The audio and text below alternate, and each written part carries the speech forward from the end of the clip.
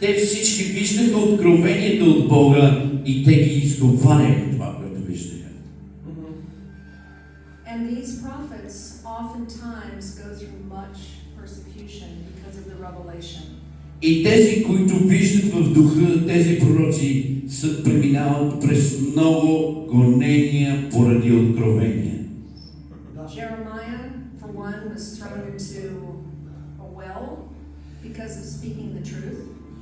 Еремия беше много гонен и много изпитан поради това, защото той виждаше в духа и говореше истината в духа.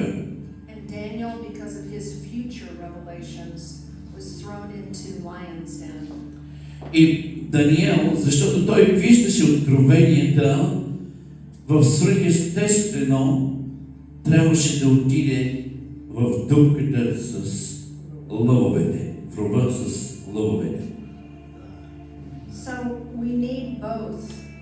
Ние имаме нужда от двата модела пророци. The seer prophet and the Navi prophet. Ние имаме нужда от пророческите хора, които виждат в духа, и от пророците, които чуват от духа. Нави, пророци и пророци на видение. In Ephesians 4, verse 11, Ефесяни 4, стих 11. it says, "Now these are the gifts Казва, that Christ, че плени плен и даде дарове. that Christ gave to the church. И тези дарове Бог ги даде днес на църквата. The apostles, prophets, evangelists, pastor, and teacher. Апостоли, пророци, евангелизатори и учители. And God uses all to build up the church. И Бог даде всички тези дарове, за да могат да усъвършенстват светиите и да повдигнат църквата. So for the prophets, it's a way of life.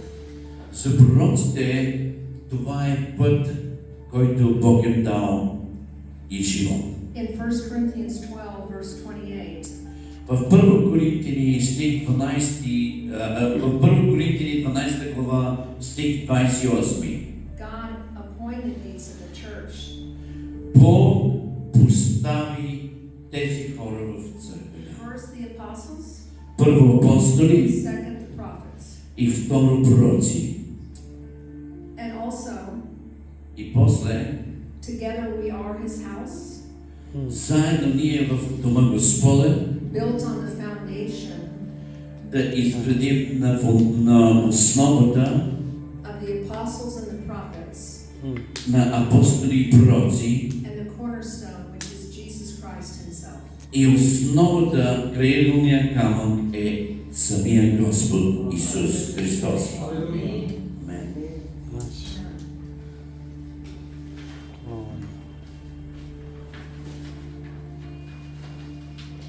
So the prophet can have very extreme divine revelations.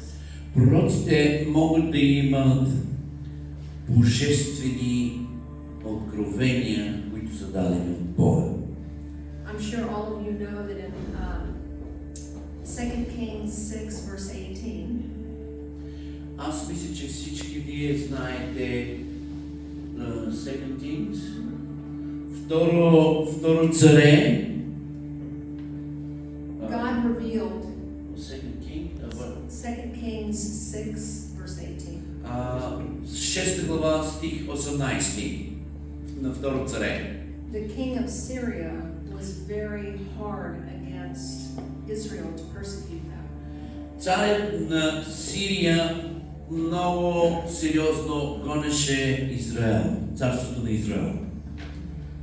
But the Lord spoke to the prophet Elisha, Но Бог говореше на пророк Илия. and he said, I'm paraphrasing of course. И той каза, перефразирам, He said, tell the king, кажи на царя don't send your men over there, да не изпрати, and don't send your men over there. Don't send the soldiers over there. Не изпрати, не дай да изпращаш войниците и армията на тук и не дай да изпращаш армията от тази страна. Because there was going to be an attack, and Защото те ще бъдат атакувани и ще бъдат избити. So the king of Assyria Но царят на Сирия, became very angry. но той беше много ядосан. And he said, we have a traitor in the camp. Yeah. И каза, ние имаме трейдър. Traitor like someone who's telling secrets. Secrets, like where they're going to be. Like, Имаха човек, който е като секретните войски, говореше на царя. And one of his servants said to the king, И един от неговите служители каза на царя, no king, it's the prophet Elisha. yeah. не царю, това е пророк Илия. God is telling on us. Бог ни е говорил. Yeah. So, it's really the office of the prophet is a divine call. Офиса на пророка е божествено призвание. For both the seer and the Navi prophets. За двата и тези, които виждат в духа, и тези, които за двата модела пророци, тези, които виждат в духа, и тези, които чуват от духа. And there also is the gift of prophecy. И те също имат дарбата на пророкуване. And Paul said, I want everyone to prophesy. И Павел казва, аз искам всеки един от вас да пророкува. Amen. The office of Yes. the prophet is different. Но офиса на пророка е различен. Всеки може да има дарбата на пророкуване, но не всеки е призван да бъде пророк. So we see that God empowers both men and women prophets. Ние виждаме силата на Бога върху пророците, мъже и жени, които са били призвани от Бога. And the prophets speak not only to men and women, Пророците, те не говорят само на мъже и жени, but to nations. но пророците говорят за нации. And it's exactly what Apostle has been speaking last night. Това е точно както апостола говореше с нощи. It's a call of repentance Това е призив на покаяние and to turn your life around and go in His direction. Hallelujah. и да обърнеш твоя живот от твоя живот и да се обърнеш към Божия живот. So I'd like to end with a beautiful word and a vision that God gave me earlier this year. Аз искам да споделя това, което Бог ми показа като видение тази година.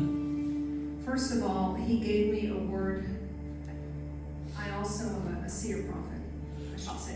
Аз също мога да кажа, че аз съм пророк, който виждам в духа. So He gave me a word to speak to the church. Той ми даде слово, което да говоря на църквата. And it's one word, Едно слово, and it's abundance. и това е изобилие. And I had a beautiful vision of И аз имах прекрасно видение, a king and a queen when they are married.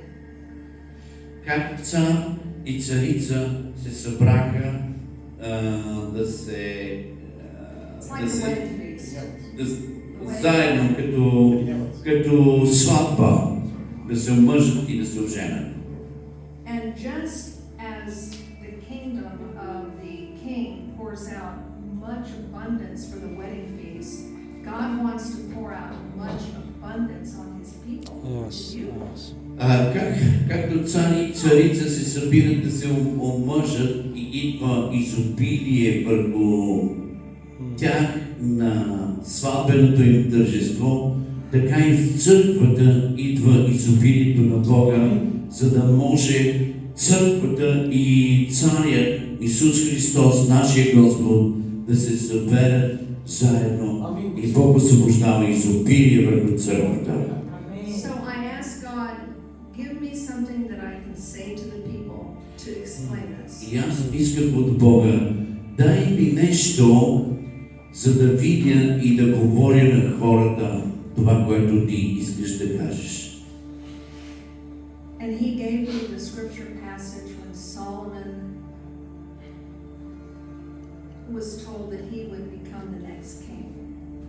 И той ми дал I don't have it. пасажа, който Бог подготвяше Соломон да бъде следващия цар на Израел. And so he prayed at night, И той се молеше цяла вечер Соломон. Father God, Татко Боже, I desire to lead your people. аз имам желание за Твоя народ, да служа на Твоя народ. So I ask for wisdom И аз имам нужда от Твоята мъдрост, and an understanding heart. за да мога да разбера в трудностите как да водя Твоя народ, To lead your people. да движа Твоя народ. And God answered and said, my son, И Бог отговори и каза, сине мой, yes, I'm going to bless you with wisdom and аз ще те благословя с мъдрост. But because you just asked for that, I'm going to bless you with so much more. Понеже ти не поиска богатство, аз ще те благословя с мъдрост и ще ти дам много повече от това, което очакваш. I believe the Lord is reminding me of this message so that you all Аз вярвам, Бог ми даде това послание да го свобода днес. will know that this message was not just for me, it was for each one of you. Amen. Аз вярвам, че това послание не е само за мен, то е за всеки един от нас. Because I believe supernaturally, Yes. God is going to bless each one of you with abundance. Yes. Защото аз вярвам, че Бог ще благослови всеки един от нас с Неговото изобилие. So take this word Amen. and pray it every night and thank God for the abundance that's coming to your life. Yes. I Hallelujah. decree- Моли се и благодари на Бога всяка сутрин и всяка вечер, защото Бог изпраща изобилие. Бъди готов за това, което Бог изпраща. Yes, Lord.